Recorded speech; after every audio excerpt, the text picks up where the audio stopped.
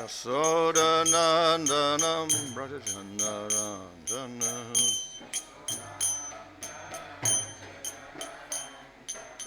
Yamunatiravanachari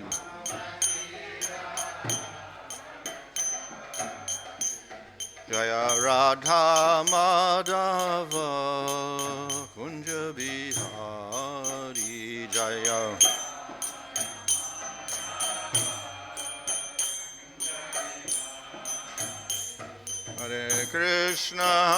Hare Krishna Krishna Krishna Hare Hare Hare Rama Hare Rama Rama Rama Hare Hare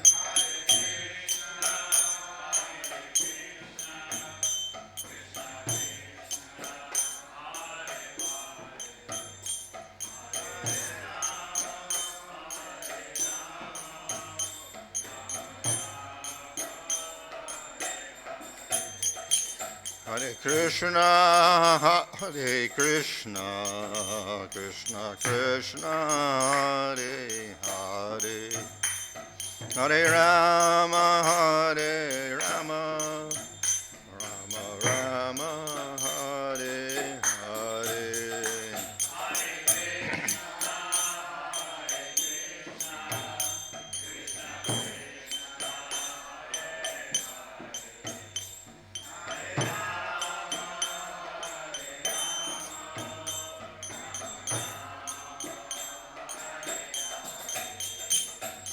Prabhupada Prabhupada Prabhupada Jaya Prabhupada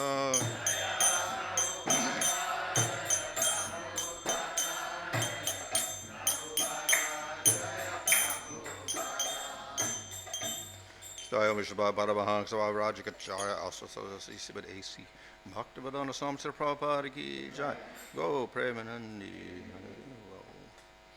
Om Namo Bhagavate Vasudevaya Om Namo Bhagavate Vasudevaya Om Namo Bhagavate Vasudevaya Namo Om Vishnupadaya Krishna Prasthaya Bhutale Shrimate Bhaktivedanta Swami Niti Namane Namaste Saraswati Deve Gauravani Pracharane Nirvishesha Shunyavadi Paschatya Deshatarane Sri Krishna Chaitanya Prabhu Nityananda Sri Advaita Gadadhar Shivasadi Gaur Bhaktivinoda Hare Krishna Krishna Krishna Hare Hare Hare Rama Rama Rama Hare Hare reading from Srimad Bhagavatam, Canto 4, Chapter 17, Verse 36. Nunam jana ihitam ishvaranam asmad vidais tadguna sargamayaya nagyayate mohita chittavatmabhis Tebhyo namo viraya saskarebhyo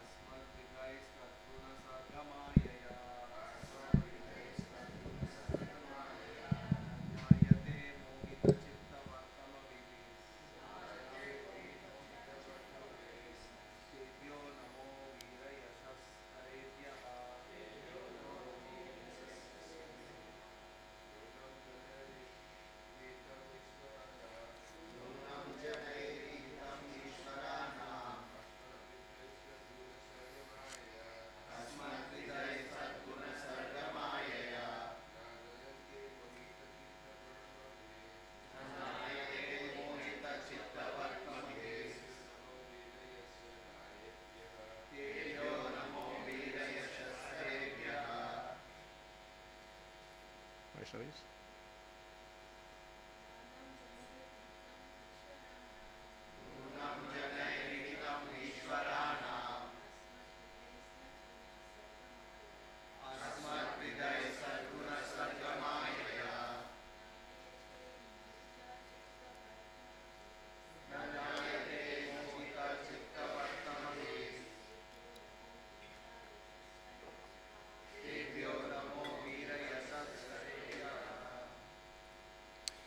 Nunam, surely, Janai, by people in general, Ihitam, activities, Ishvaranam, of the controllers, Asmadvidai, like me, Tat, of the personality of Godhead, Guna, of the modes of material nature, Sarga, which bring forth creation, Maya, by your energy, Na, never, Gyayate, are understood, Mohita, bewildered, Chitta, whose minds, Vartmabi, way, Tebya, unto them, Namaha, obeisances, Vira Yasakarebhya, who bring renown to heroes themselves. Translation, my dear Lord, I am also the creation of one of your energies composed of the three modes of material nature. Consequently, I am bewildered by your activities. Even the activities of your devotees cannot be understood, and what to speak of your pastimes. Thus everything appears to us to be contradictory and wonderful. Purport, the activities of the Supreme Personality of Godhead in its various forms and incarnations are always uncommon and wonderful. It is not possible for a tiny human being to estimate the purpose and plans of such activities. Therefore, Srila Jiva Goswami has said that unless the Lord's activities are accepted as inconceivable, they cannot be explained. The Lord is eternally existing as Krishna, the Supreme Personality of Godhead, in Goloka Vrindavan. He has also simultaneously expanded himself in innumerable forms, beginning with Lord Rama, Lord Nrsimha, Lord Varaha, and all the incarnations coming directly from Sankarsana. Sankarsana is expansion of Baladev, and Baladev was the first manifestation of Krishna. Therefore, all these incarnations are known as Kala. The word Ishvaranam refers to all the personalities of Godhead. As stated in Brahma Samhita, Ramadi Murtishu Kala Niyamena Tishtan. In the Srimad Bhagavatam, it is confirmed that all the incarnations are partial expansions or Kala of the Supreme Personality of Godhead. However, Krishna is the original Supreme Personality of Godhead. One should not take the plural number of the word Ishvaranam to mean that there are many Godheads. The fact is that God is one, but he exists eternally and expands himself in innumerable forms and acts in various ways. Sometimes the common man is bewildered by all this and considers such activities contradictory. But they are not contradictory. There's a great plan behind all the Lord's activities. For our understanding, it is sometimes said that the Lord is situated in the heart of the thief, as well as in the heart of the householder. But the super soul in the heart of the thief dictates, go and steal things from that particular house. And at the same time, the Lord tells the householder, now be careful of thieves and burglars. These instructions to different persons appear contradictory, yet we should know that this super soul, Supreme Personality of Godhead, has some plan, and we should not consider such activities contradictory. The best course is to surrender under the Supreme Personality of Godhead wholeheartedly, and being protected by him, remain peaceful. Thus, in the Bhaktivedanta purport of the 4th canto, 17th chapter, Srimad Bhagavatam, entitled Maharaj Pritha becomes angry at the earth. So this is a statement by the earth personified, praising the Supreme Lord, who takes the form of Bhanu Maharaj, who is actually a jiva, but he's a Shaktivesh avatar, so therefore he's equivalent of the Supreme Lord by his different activities. Bhanu Maharaj is famous as a Shaktivesh avatar, because of his power to level the earth and make it suitable for agriculture when it was completely disrupted and unproductive. So this is part of the story of Maharaj Prithu making the earth productive. And he became angry at the earth because she wasn't giving produce so that population could expand. So therefore, he wanted to chastise her. So Mother Earth is here praising the Supreme Lord. We should note here that, of course, Earth is saying, well, I am also made of the material gunas, etc. At the same time, she's speaking. So material gunas do not speak, but she is speaking. So what this means is that she's actually a personality behind the material energy. She is Bhumi or earth, but she's also a person, not just earth, earth element.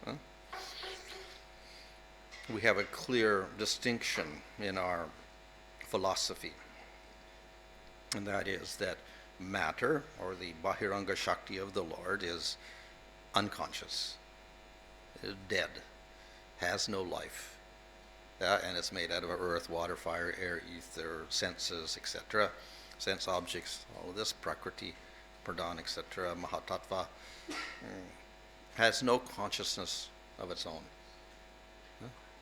dead. However, we do have jivas, and we have Supreme Lord, who are conscious entities. And they're completely distinct.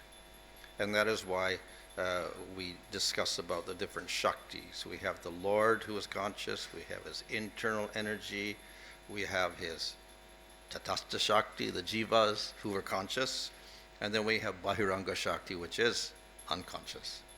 So we distinguish between those things which are conscious, Jivas and Supreme Lord, and matter, which is dead.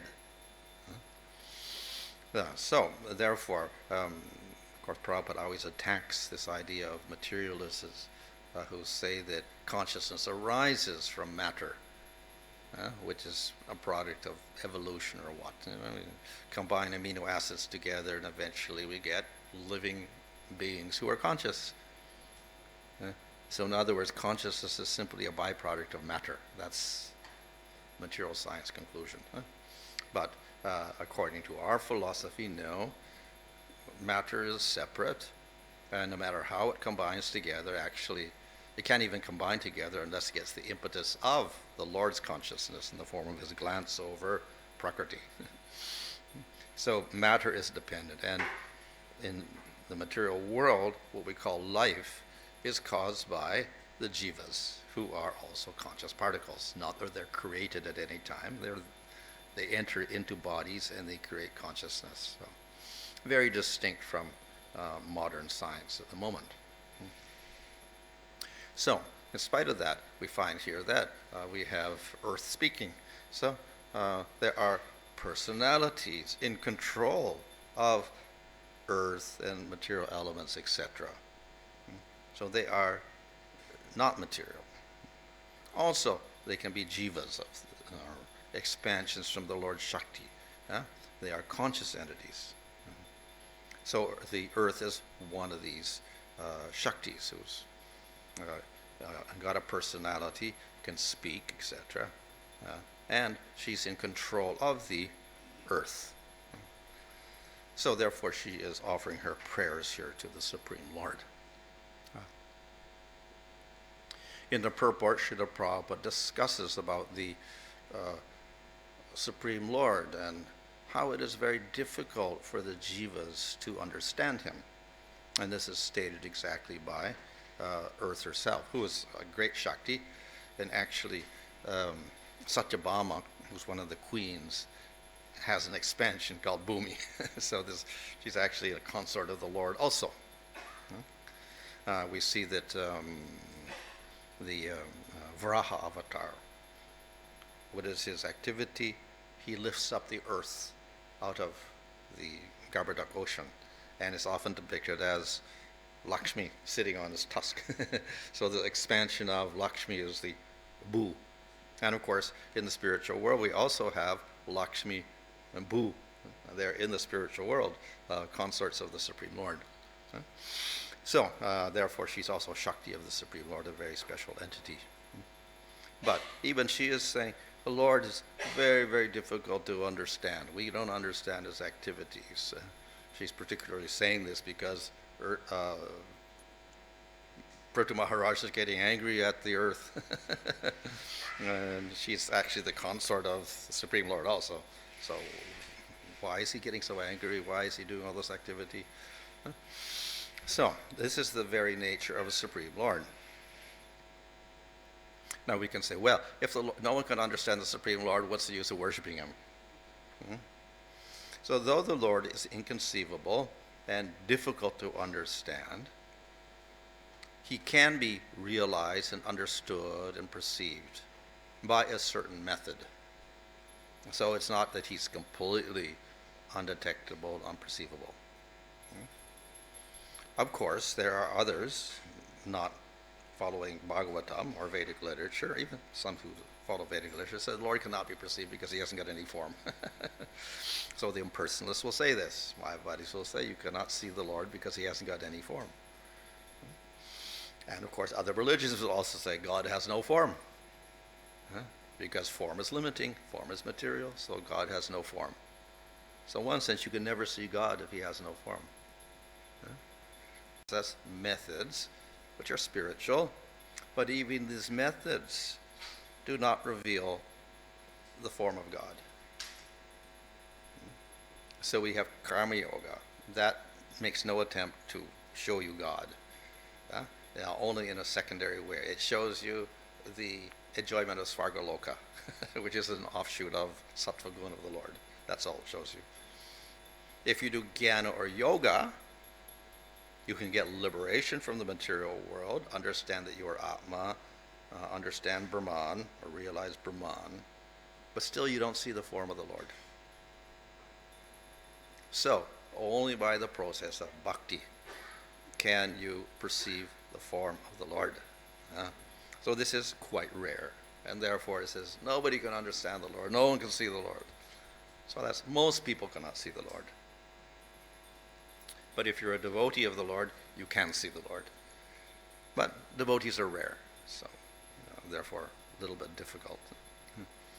In Chaitanya Charitamrita, Lord Chaitanya explains that there's millions of living entities in the material world. We have plants, and we have animals, whatever like that. Then we have human beings, which are rare compared to the number of plants and animals, etc. So human beings are a little rare. I think 400,000 species or whatever they are out of all the 8 million species. So it's a little bit rare. But then those who actually are willing to follow Varnashram and Karma Yoga are rare even out of all the human beings. And out of those who practice it, those who elevate themselves and get to Sattva Guna and become Brahminical are even rare. And maybe of those people who practice Varnashram, we get maybe 3 or 4% of those who can practice Varnashram and become Brahminical. And of those Brahmanas, those who seriously practice and get some realization of Brahman, that's very rare, so less than 1% or whatever like that. So, just to get to the level of even impersonal realization is very, very rare. So, to get to the position of realizing Bhagavan is rarest of all. And so in that sense, it's kind of, nobody can see the Lord. That's why they say nobody can see the Lord, because it's only available to a minority of people, those who practice bhakti. And that, pure bhakti. So, Lord is available by his mercy if you follow the correct procedure. So that is what is explained in Bhagavatam and Bhagavad Gita. If you follow the process of bhakti yoga, you will get that correct result, seeing the form of the Lord. If you follow the process, then you can see the Lord. If you don't follow the process, you cannot. So, in Nectar of Devotion, one of the, in the very beginning, one of the 6 unique qualities of bhakti is sudurlabha, very, very rare. Bhakti is very, very rare. And of course, in Bhagavad Gita, of course, Krishna also says out of thousands and thousands of people, hardly one knows me. So in one sense it is rare, but even rarer is to realize the form of the Lord. We can practice sadhana bhakti, that's not so rare, but to practice sadhana and get a realization of the Lord, form, etc., that is rare, much rare. So that's why this quality of sudurlabha among the six qualities is mentioned in relation to bhava, not sadhana, but in bhava. So if you get to bhava, we get this realization of the Lord, which is sudurlabha. Very, very rare.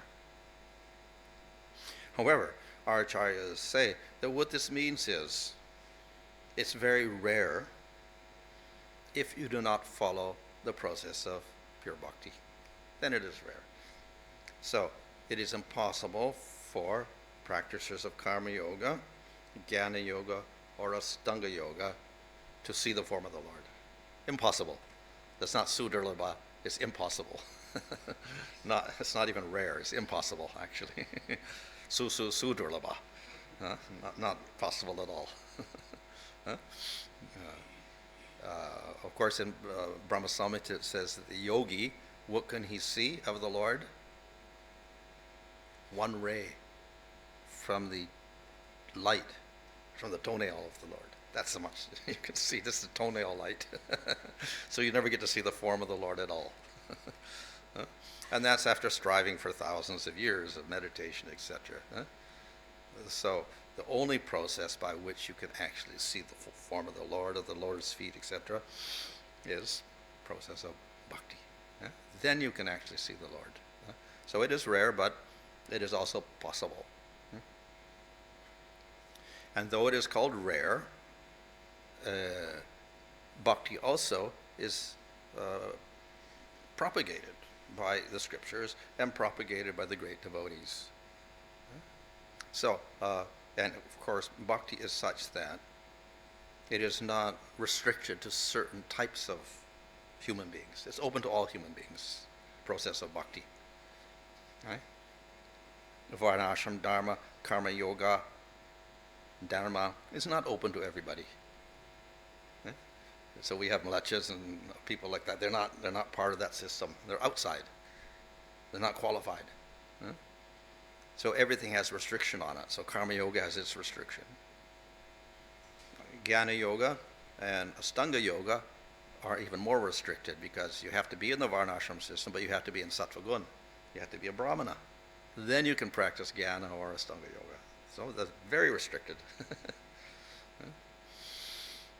Bhakti, no restriction. You don't have to be in sattva gun. You don't have to be part of the varnashram system, which means you could be in real tamagun as a human being, and still you can practice bhakti. And so we have so many stories in Bhagavatam like that, where the Mrigari the hunter gets, bhava in 3 months by the mercy of Narada Muni. Other examples also. So bhakti is, in that sense, not rare. It is open for everybody, without restriction.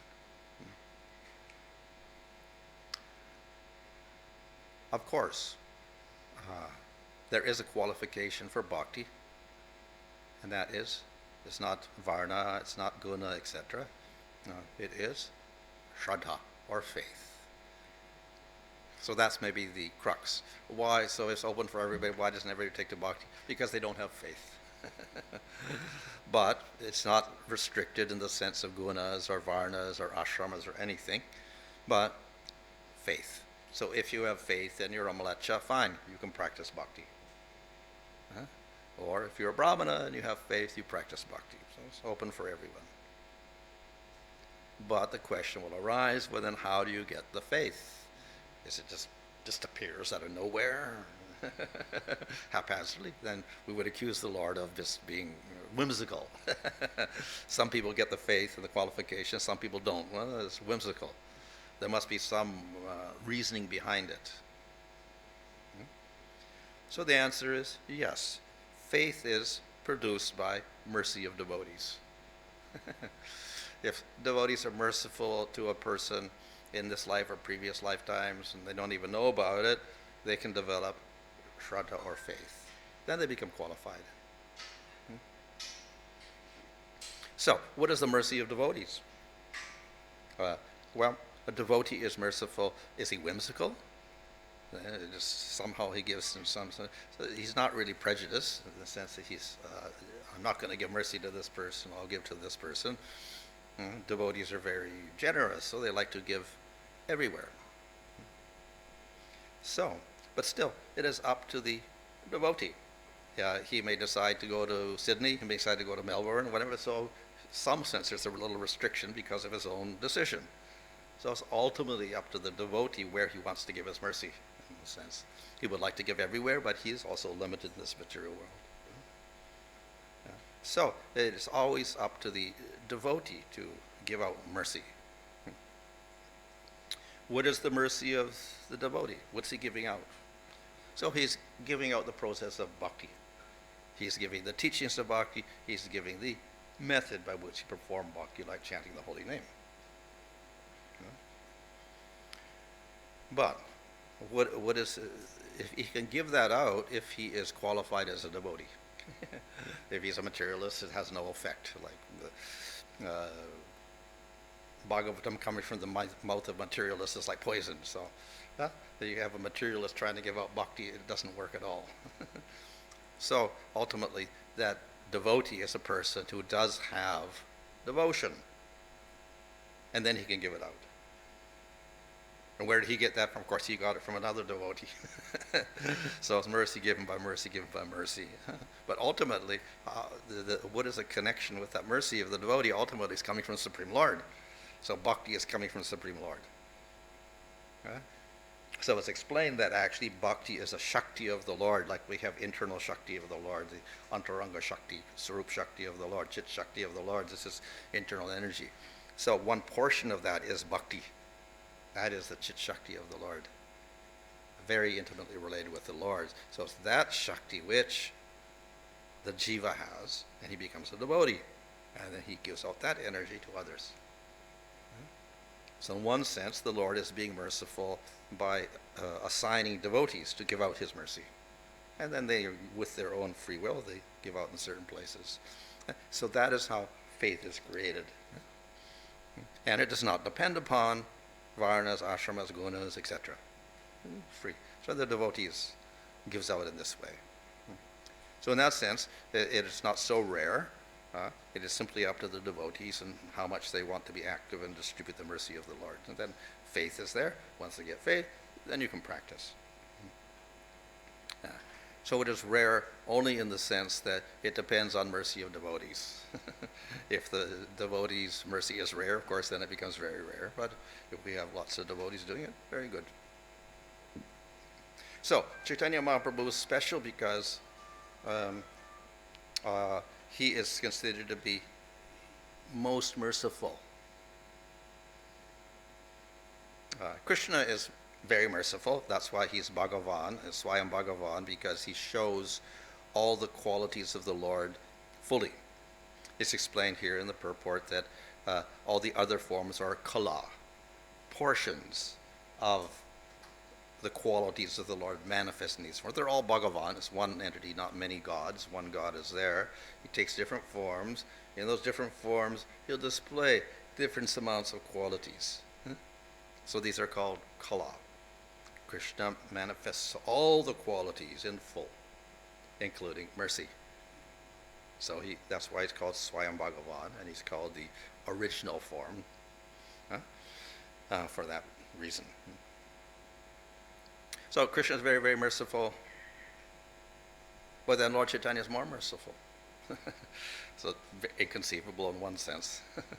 But Chaitanya, of course, is non-different from Krishna. He is also avatari, source of all the avatars, original Godhead, etc. He is avatari also, so non-different. But why more merciful? How can he be more merciful than Krishna, who's most merciful? Answer is, he's also got the superimposition of the mood of Radharani. So he is double mercy, because Radharani, of course, is very merciful, more merciful than Krishna also. So he's got more mercy in the sense he's also got the mood of Radharani. So Lord Chaitanya is even more merciful, and therefore he wants to save all the people in Kali Yuga, so he devises another method to deliver everybody and give out mercy and make it common, and that is Nam Sankirtan. So through this process, he wants everybody in the material world to get the highest realization of the Lord, to be able to see the Lord and participate with the Lord in pastimes in the spiritual world. So Lord Chaitanya is most merciful of all the different forms, even more merciful than Krishna for this reason. You've got the mood, and then he gives us a certain process called Nam Sankirtan. So this is the, in this way, the bhakti and realization of the Lord is not impossible, and it's not even rare. It is available for everybody, and everyone can do it. The Nam Sankirtan is chanting the Lord's qualities, but particularly chanting the names, and chanting the names of Krishna, who is the most merciful.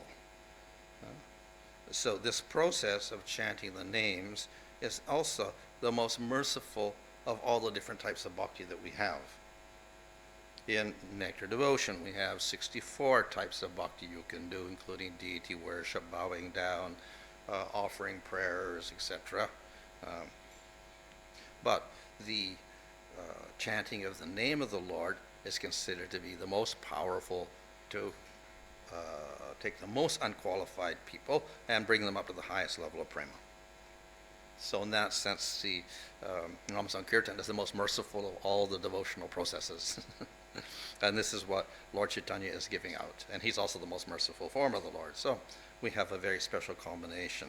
The most merciful form of bhakti, that is Nam Sankirtan, infused with the mercy of the most merciful form of the Lord, Chaitanya Mahaprabhu. Then we have a very wonderful process by which realization of the form, qualities, and activities of the Lord is no longer impossible and not even rare. It can become common for everyone. So that is actually the desire of Chaitanya Mahaprabhu. And that's why he ordered his devotees to go out and preach everywhere and deliver everyone. Okay. Any question there? Yeah. Talk about how only Bhakti can reveal the form of the Lord and the other process.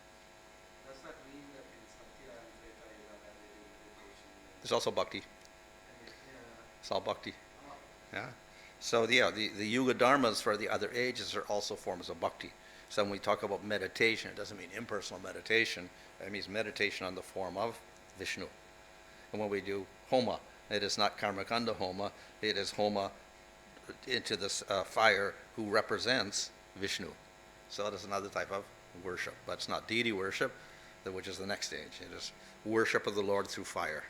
So it's all bhakti dedicated to Supreme Lord. Therefore, by all the processes, you can realize Supreme Lord and you can get prema.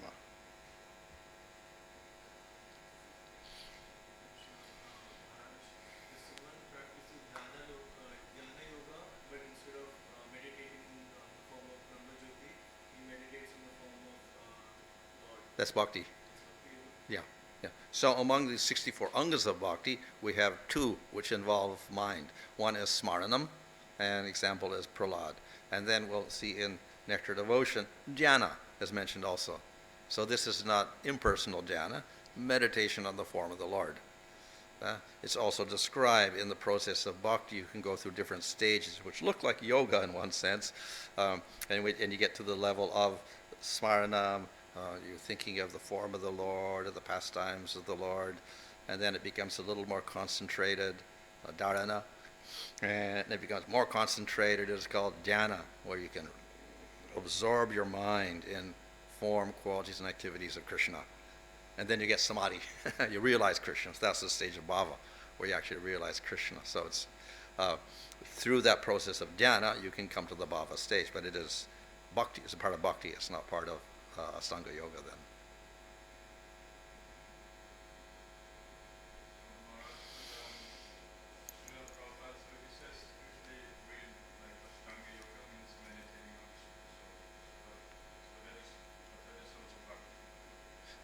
Yeah, so meditation on Supersoul or Paramatma is one anga of yoga for some of the yogis.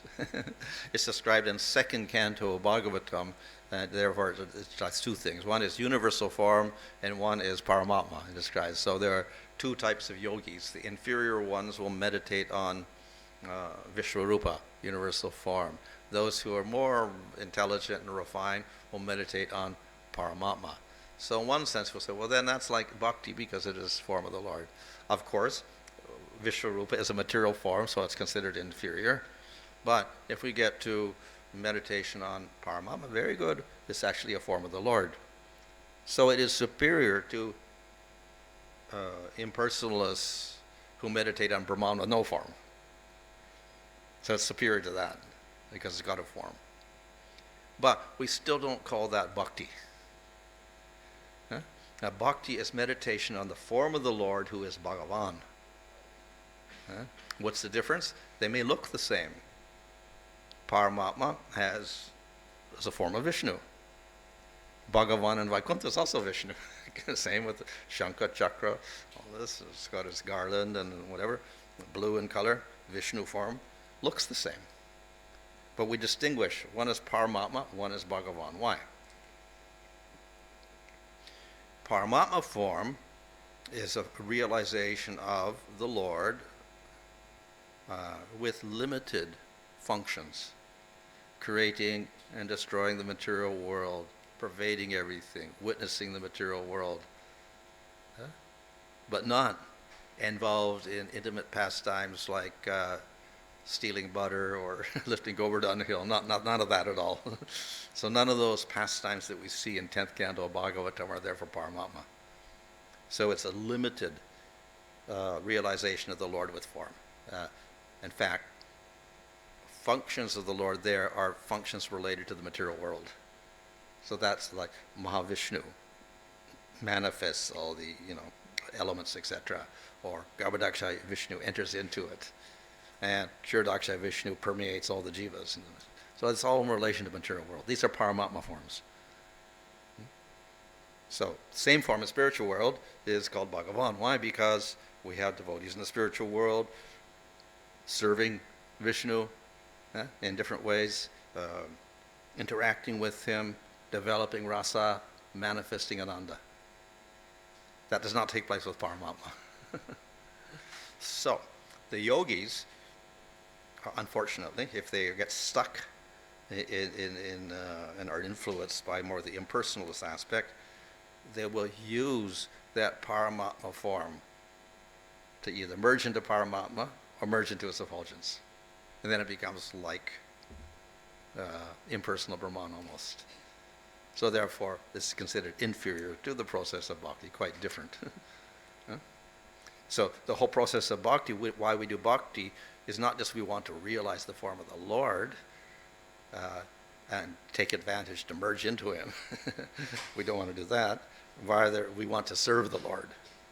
So that's not there. That attitude of serving the Lord with devotion to please the Lord, that is not there in Paramatma worship. Meditation on the Lord, when we realize him, what would he want to merge into him. So it's quite a different motivation.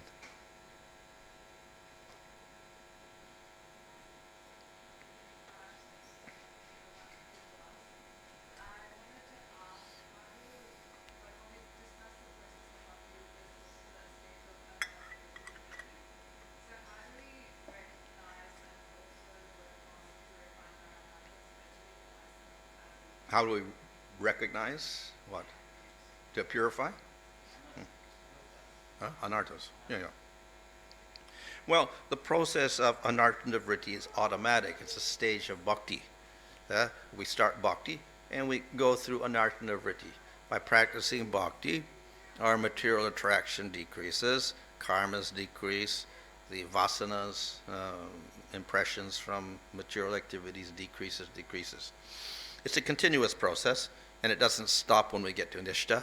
It continues past nishta into ruchi and asakti and into bhava stage. So the process of anartha-nivritti takes place automatically with the process of bhakti. The only thing that can interrupt that is false bhakti.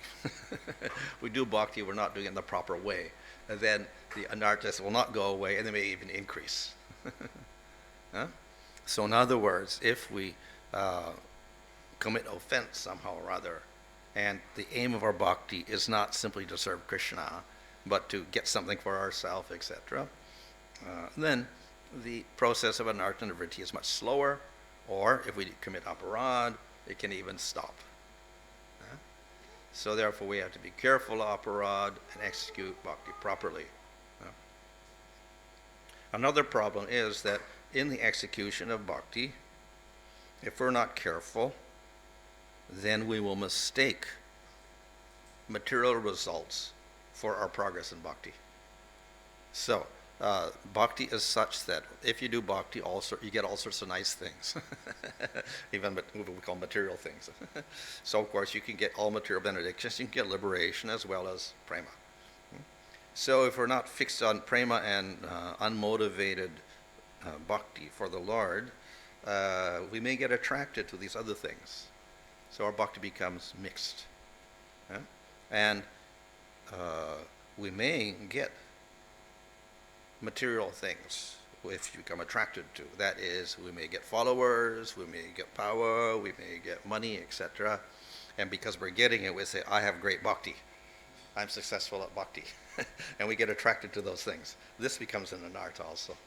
So we have to be careful of that. This is called the weeds of devotional service. So we have to be careful of the weeds. Maharaj, how do we develop that selfless love when in the initial stages, even though we pretend like we're doing it for selfless love, it comes with some sort of personal interest. So how do we get to that stage of Yeah. love and service? Yeah. So when we begin bhakti, we have a little faith. It may not be strong faith, but at least we're qualified for bhakti if we have a little faith, which means we have a trust that what the bhakti scripture says is true. We'll accept the conclusion. We won't question every statement in Bhagavad Gita. We'll just say, Krishna says, surrender unto me. Okay, we're not going to question why he's saying that, whatever like that. And we accept it. Don't argue with it. So we accept it. We may not understand everything about Krishna, or we may not the whole Vedic literature, whatever, but at least we have this faith which qualifies us to begin the process.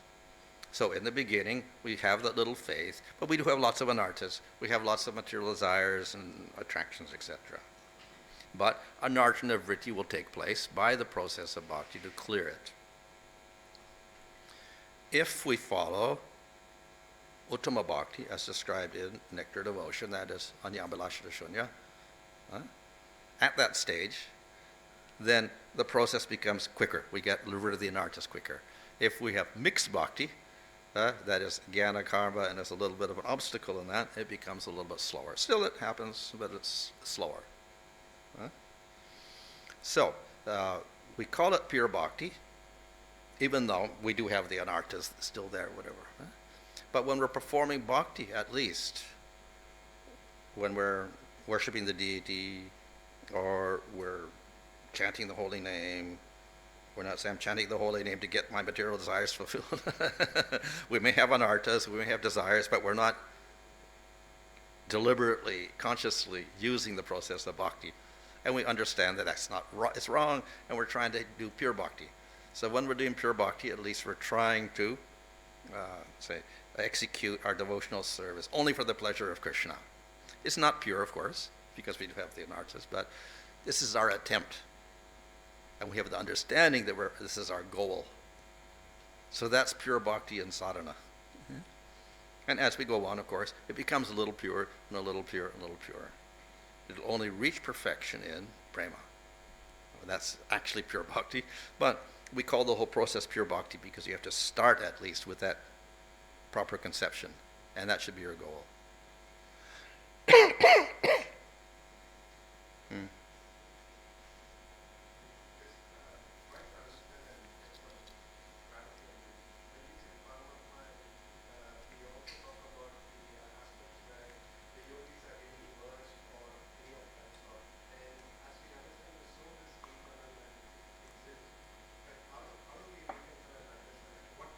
What merges? Yeah. So the soul is eternal. It's never created or destroyed. So even we say merged in Brahman, the soul is still there. We call merging. We say it's merging because at that point, the jiva uh, does not realize any difference. It is no particular object, and so we don't realize a form of Brahman or anything. We are just in Brahman.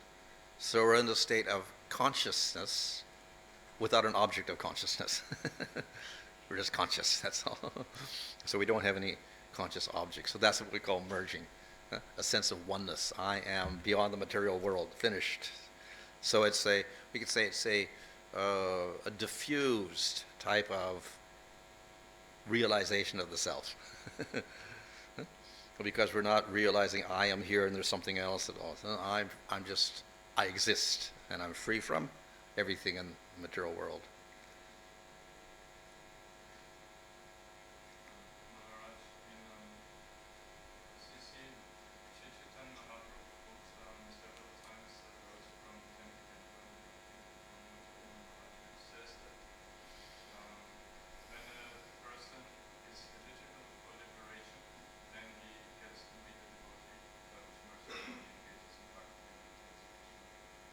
So, is the correct understanding that there's like both going on? There's some living entities who somehow going through material life, somehow got fatigued and have some desire for liberation, and then by the arrangement of the Lord, he sends a devotee to meet them. And then there's those living entities who just by out the devotee's mercy going out of this way, he somehow Oh, okay. Yeah. Yeah. So in that verse, actually, there's interesting commentary about what's the order. And so the actual order is that you got to get the mercy of the devotee first, then you practice bhakti, then you can get detached from the material world, etc. So fatigue with the material world is okay. We're frustrated, but that is not a direct cause of taking to bhakti. It may just lead to faith in jnana instead, like that. So sooner or later, we have to get the mercy of the devotee before we can begin the process of bhakti. So a frustration with the material world may be favorable, but it could also be unfavorable because it could lead not to interest in bhakti, but interest in jnana or yoga instead. Okay? So ultimately, what's going to determine what happens to a person is mercy of devotees. So if we get mercy of devotees, then we can develop faith, and simultaneously we would develop that faith. We do have a certain amount of disinterest in the material world. So it is one of the offenses, the 10th offense of the holy name, is to remain materially attached even after understanding all the glories of the holy name, etc. So that's a disqualification. We have a little faith, we have great material attachment, we cannot begin bhakti. So in that sense, yes, a little bit of attachment is there. So it is said also, explained in Nectar Devotion, that qualification for bhakti is not too much attachment to material things, and also not too detached. Because if you're too attached, then we can't practice because we want to enjoy. And if we're too detached, we may end up doing jnana instead. So it's somewhere in between.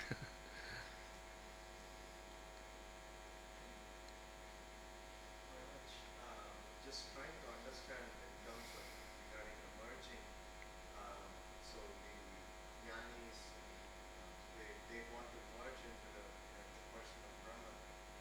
We also hear about some stories of how, for example, Veerabhadra Prabhu, he actually merged into the deity in Kardaha. So how do we understand the difference between these two merging? Mm. Of course, we see a merging of the associates of Lord Chaitanya, or Lord Chaitanya himself merging, whatever. No problem for that, because the Lord merging into himself. Lord Chaitanya merging into his deity is not a problem, or merging into Jagannath or whatever is not a problem. And even Birabhadra is considered to be an expansion of Nityananda, so therefore merging into the deity is not a problem there. On the other hand, if we do have others merging, it's not a real merging, just as when Krishna killed Shishupala, he merged but he actually didn't merge because later he came out and went to the Vaikuntha. So that could be also just one stage in, let's say, their spiritual progress. So we understand when someone merges into the impersonal Brahman, we understand they are merging into the presence of the Lord and they just bring their existence with it. Yeah. And what happens to them, what the people, whoever is merging into the form of the Lord, like Ishwar Sahija, so what happens to them and what do they experience? Where's that? Suyuja? Ishwar Sahija. Merging in the Lord instead of merging in the Brahman. Yeah, Well, in, I think it's Bhakti Sandarbha, I think it is, Jiva Goswami says it's worse. Merging in the effulgence is okay, not so good. Merging into the Lord is even worse because it looks like you're a little more envious or something. You want to become the Lord. Well, it's the same experience in one sense, but he considers it in a lower platform because you merge into the Lord himself so rather than his effulgence. So, but the experience is more or less the same. It's oneness. You're mentioning that bhakti is the chit shakti of the Lord. So how do you understand bhakti in relation to chit aspect? How do we understand? Bhakti in relation to chit aspect. The chit aspect of the, as of course Ananda, Satchit Ananda you're talking about? Or what? Like you were mentioning bhakti came from the chit aspect of the body, chit shakti. Oh, the Chit Shakti. So the Chit Shakti is the Antaranga Shakti or the Sarup Shakti. This is the internal energy of the Lord, and it has three divisions, Sandini, Samvit, and Hladini, which the Sandini manifests Dhamma of the spiritual Dhamma, and manifests the form, qualities, and activities of the Lord, etc. Samvit manifests all the relationships and consciousness in the spiritual world, and Ananda, of course, is the bliss of the spiritual world. So all this is part of the Chit Shakti or the Sarup Shakti or the Antaranga Shakti. So the Bhakti is a combination of the Samvit and Hladini Shaktis, special combination. And so that manifests nicely in Bhava stage, in Prema stage, in the devotee. And so he can see the Lord because he has Samvit Shakti, spiritual perception, and Ananda, he has the capacity for experiencing bliss. So it's because of the two Shaktis there. So those are parts of Bhakti, which the Jiva possesses.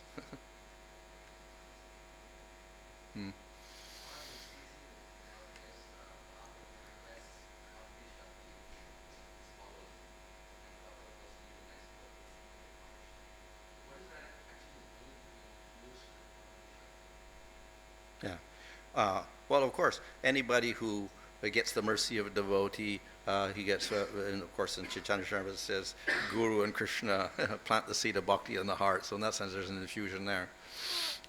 And we can further get mercy from devotees also. Now, there is the Lord himself, of course, can infuse special bhakti in special persons also. So they develop, they're almost like a Shaktivesh avatar in one sense. They get special Shaktis to do special things, which no other persons, even devotees, do. So there's a special infusion of Shakti.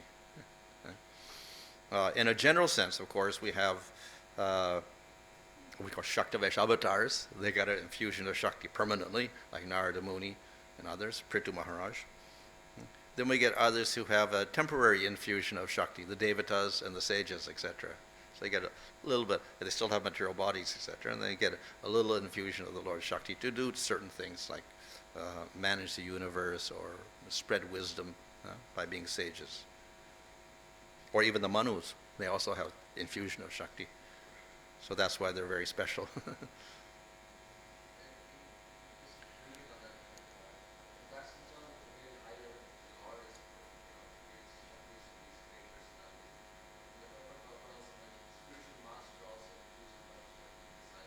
Yeah.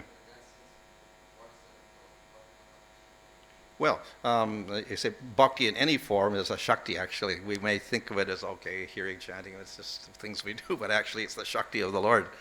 It's the Samvit Shakti of the Lord. We don't feel that at the moment, but it will manifest in Bhava stage through hearing, chanting, deity worship, etc. So bhakti itself is that Shakti. But we don't experience its real nature until we get to bhava stage, when our anarthas are uncovered and it becomes kind of fixed in the jiva. So, it's conveyed through different means. One, of course, is teachings. So, shiksha. So, devotees or gurus give shiksha. So, this is one way of getting the Shakti. Another is through mantra. So, that's diksha. You get the diksha mantra. There's a Shakti of the Lord there, also non-different from the Lord. And, of course, the other Shakti is Harinam, non-different from the Supreme Lord. So anybody gives you Harinam, you get infused with the Shakti by that means, by practicing chanting Hare Krishna. Hmm.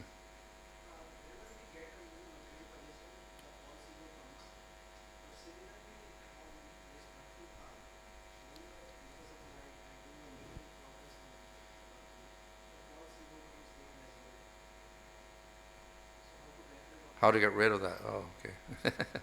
Well, the false ego in the material world, of course, is the big problem. It's one of the roots of our existence, coming from ignorance. From ignorance, we get ahankara. And from ahankara, of course, we identify with the body, and we develop material desires and all sorts of anarthas. So that type of ahankara, or false ego, is definitely has to be destroyed. But it's a gradual process. Yeah? We start bhakti, get rid of anarthas, get rid of karmas, get rid of desires. And the last vestige of ahankara is destroyed in bhava stage. So we have to wait, in that sense, to get it completely destroyed. But there's another ahankara, which is not a false ego, it's a real ego. So by doing devotional service, we identify ourselves as a servant of Krishna. So this becomes our spiritual ahankara, which we never give up. People who practice jnana or yoga don't have that. They just, I am, but I'm not a servant of the Lord. So they don't have this, I am the servant of the Lord, I serve the Lord eternally. That's not there. But that is intrinsic to the process of devotional service. So that manifests in the jiva, and it replaces the other ahankara as the bhakti becomes stronger. So that is never given up. But there, that ahankara is not based on own self. It's an identity, not that I am the center of everything, but Krishna is the center of everything. That's the ahankara. So that is actually what bhakti is. Serve the Lord without any other desire.